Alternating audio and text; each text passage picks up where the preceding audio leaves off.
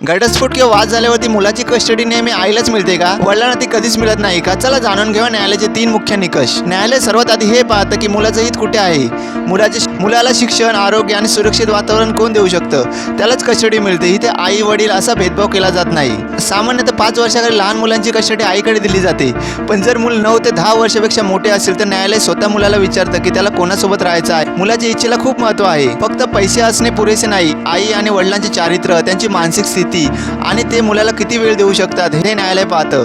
जर आई कमावती नसेल तरी न्यायालय वडिलांना बालसंगोपन खर्च म्हणजेच मेंटेनन्स देऊन कस्टडी आईला देऊ शकतं. थोडक्यात न्यायालय फक्त मुलाच्या हिताचा विचार करते. अशा सोप्या कायदेशीर माहितीसाठी लीगल गाईड मराठीला आता सबस्क्राईब करा आणि फॉलो करा. कायद्यानुसार चाइल्ड कस्टडी म्हणजे नक्की काय? अनेक लोकांना वाटतं की म्हणजे फक्त मुलाला स्वतःसोबत ठेवणं, पण कायदेशीर व्याख्या खूप मोठी आहे. सोप्या भाषेत सांगायचं तर चाइल्ड कस्टडी म्हणजे मुलाची देखभाल, त्यांचे संगोपन, शिक्षण आणि त्यांच्या भविष्यासंबंधी सर्व महत्त्वाचे निर्णय घेण्याचा कायदेशीर अधिकार. जेव्हा आई वडिलांचे कौटुंबिक वाद होतात, ते विभक्त राहतात किंवा त्यांचा घटस्फोट होतो, तेव्हा मुलांच्या कस्टडीचा प्रश्न निर्माण होतो. अशा वेळी दोघांपैकी नेमका कोणाचा हक्क मोठा हे न्यायालय ठरवतं. न्यायालय इथे पालकांचा अहंकार पाहत नाही, तर मुलाच्या उज्ज्वल भविष्यासाठी आणि हितासाठी कोणत्या पालकाकडे राहणे सर्वात योग्य ठरेल त्यानुसार निर्णय घेतं. याचे नियम आणि प्रकार काय हे जाणून घेण्यासाठी लीगल गाईड मराठीला आता सबस्क्राईब करा. मुलाची कस्टडी ठरवताना न्यायालयासाठी सर्वात महत्त्वाचा निकष कोणता असतो? पैशापेक्षाही कोणती मोठी गोष्ट कोर्ट पाहते? कायद्यानुसार कोर्टासाठी सर्वोच्च निकष आहे वेलफेअर ऑफ द चाइल्ड, म्हणजेच मुलाचे सर्वोत्तम हित. इथे आई किंवा वडिलांचे हक्क नंतर येतात, आधी मुलाचे सुख पाहिले जाते. न्यायालय हे पाहते की कोणत्या पालकाकडे राहिल्यास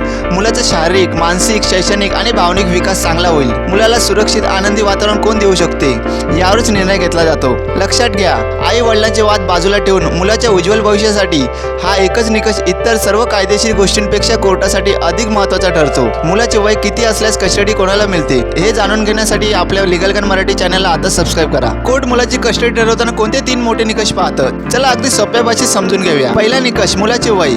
साधारणपणे 5 वर्षाखालील लहान मुलाच्या बाबतीत न्यायालय आईच्या संगोपनाला जास्त महत्त्व देतं. पण हा काही कठोर नियम नाही, परिस्थितीनुसार यात बदल होऊ शकतो. दुसरा निकष, मुलाला सुरक्षित, प्रेमळ आणि स्थिर वातावरण कोण देऊ शकतं? कोणत्या पालकासोबत राहिल्यास मुलावर चांगले संस्कार होतील हे कोर्ट बारकाईने पाहतं. तिसरा निकष, आर्थिक क्षमता. पालकाची आर्थिक स्थिती नक्कीच पाहिली जाते, पण लक्षात ठेवा, फक्त जास्त पैसे आहेत म्हणून वडिलांना किंवा आईला कस्टडी मिळते असं नाही. मुलाचे संगोपन करण्याची खरी पात्रता महत्त्वाची असते. कस्टडीच्या नियमात मुलाची स्वतःची इच्छा किती महत्त्वाची असते माहिती आवडल्यास लीगल गाईड मराठी चॅनलला आता सबस्क्राईब करा. मुलाची कस्टडी ठरवताना न्यायालय आणखी कोणते 3 महत्त्वाचे निकष पाहतं? शेवटचा निकष तर सर्वात महत्त्वाचा आहे. चौथा निकष, शिक्षण आणि भविष्य. मुलाला चांगल्या शाळेत शिकण्याची क्षमता, त्याचे आरोग्य आणि भविष्यातील चांगल्या संधी कोण देऊ शकतं याचा न्यायालय प्रामुख्याने विचार करतं. 5वा निकष, पालकांचे वर्तन. आई आणि वडिलांपैकी कोणाला व्यसन आहे का? कोणाची वागणूक हिंसक आहे का? पालकांचे चारित्र्य कसे आहे? कारण हिंसक किंवा व्यसनी पालकाकडे कोर्ट कस्टडी देत नाही. 6वा आणि सर्वात महत्त्वाचा निकष, मुलाचे मत. जर मूल पुरेशी समज असण्या इतपत मोठे असेल, साधारण 9 ते 10 वर्षापेक्षा जास्त, तर न्यायालय स्वतः मुलाला विचारतं की त्याला कोणासोबत राहायचं आहे आणि त्यानुसार निर्णय घेतला जातो. थोडक्यात कोर्ट फक्त मुलाच्या सुरक्षेचा विचार करतं.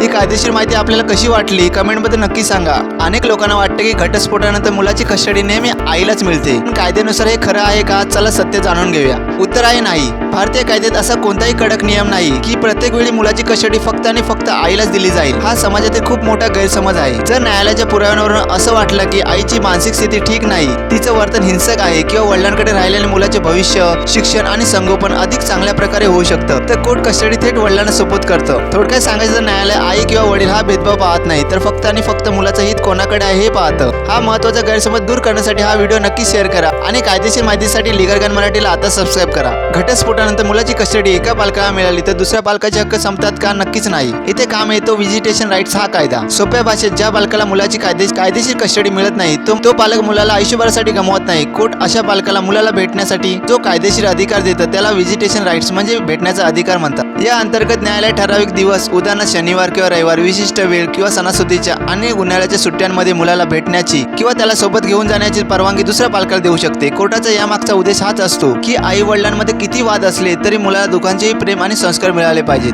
तुम्हाला हा व्हिडिओ कसा वाटला कमेंटमध्ये नक्की सांगा. मुलांची कस्टडी मिळवण्यासाठी कोर्टात नक्की कोणती प्रक्रिया फॉलो करावी लागते चला सोप्या भाषेत समजून घेऊया. पहिली पायरी म्हणजे कस्टडी मिळवण्यासाठी तुमच्या भागातील संबंधित कुटुंब न्यायालय फॅमिली कोर्ट एक रितसर कायदेशीर अर्ज करावा लागतो. त्यानंतर कोर्टात ही 4 स्टेप प्रोसेस करावी लागते. एक, दोन्ही पक्षांचे म्हणणे. कोर्ट आई आणि वडील दोघांची बाजू ऐकून घेतं. 2, पुरावे तपासणे. दोन्ही बाजूंचे दावे आणि पुरावे बारकाईने तपासले जातात. 3, मुलांचे हित. मूल कोणाकडे जास्त सुरक्षित राहील याचा विचार केला जातो. अंतिम निर्णय. आणि या सर्व गोष्टींनंतर न्यायालय आपला अंतिम निकाल देतं. विशेष म्हणजे मुख्य केस कोर्टात चालू असताना सुद्धा मुलाच्या तात्पुरत्या देखभालीसाठी कोर्ट इंटरिम कस्टडी म्हणजे तात्पुरती कस्टडी देऊ शकतं. कोर्टाच्या अशाच महत्त्वाच्या प्रक्रियांना सोप्या भाषेत समजून घेण्यासाठी लीगल ज्ञान मराठी यूट्यूब चॅनल आता सबस्क्राईब करा. मुलाची कस्टडी म्हणजे आई किंवा वडिलांचा विजय किंवा पराजय असतो का? जर तुम्ही असं विचार करत असाल तर हा व्हिडिओ शेवटपर्यंत नक्की पहा. चाइल्ड कस्टडीची केस ही कोणत्याही पालकांचा अहंकार जिंकण्याची आणि दुसऱ्याला हरवण्याची जागा नाही. ही केवळ आणि केवळ त्या निष्पाप मुलांच्या सुरक्षित भविष्यासाठी घेतलेला एक अत्यंत महत्त्वाचा कायदेशीर निर्णय असतो. अशा प्रकरणांमध्ये कोर्टात आणि कोर्टाबाहेर एकमेकांवर चिखलफेक करून भावनिक प्रतिक्रिया देऊन काही साध्य होत नाही. उलट यामध्ये मुलांच्या मानसिकतेवर वाईट परिणाम होतो. म्हणून नेहमी कायदेशीर आणि संयमी मार्ग स्वीकारणे गरजेचे आहे. न्यायालय नेहमी कायद्याच्या चौकटीत राहून मुलांच्या हिताचाच निर्णय घेतो. त्यामुळे पालकांनी आपल्या वादापेक्षा मुलाच्या सुखाला प्राधान्य दिले पाहिजे. हा व्हिडिओ तुम्हाला कसा वाटला कमेंटमध्ये नक्की सांगा. अशाच सखोल कायदेशीर माहितीसाठी लीगल ज्ञान मराठीला आता सबस्क्राईब करा. तर मित्रांनो, मुलांच्या कस्टडीबाबतच्या आपला संपूर्ण व्हिडिओचा मुख्य सार काय आहे त्याला अगदी एका मिनिटात समजून घेऊया. न्यायालयासाठी सर्वात सर्वोच्च आणि मुख्य निकष एकच असतो, मुलांचे सर्वोत्तम हित. यासाठी कोर्ट मुलांचे वय, त्यांचे शिक्षण, त्यांची सुरक्षितता, पालकांची आर्थिक स्थिती, त्यांचे वर्तन आणि सर्वात महत्त्वाचे म्हणजे मुलाचे स्वतःचे मत या सर्व गोष्टींचा सखोल विचार करून निर्णय घेते. हा व्हिडिओ तुम्हाला माहितीपूर्ण वाटला असेल तर लाईक करा, गुरुजींसोबत शेअर करा आणि लीगल ज्ञान मराठी चॅनल सबस्क्राईब करायला विसरू नका. पुढील व्हिडिओ तुम्हाला कोणत्या कायदेशीर विषयावर हवा आहे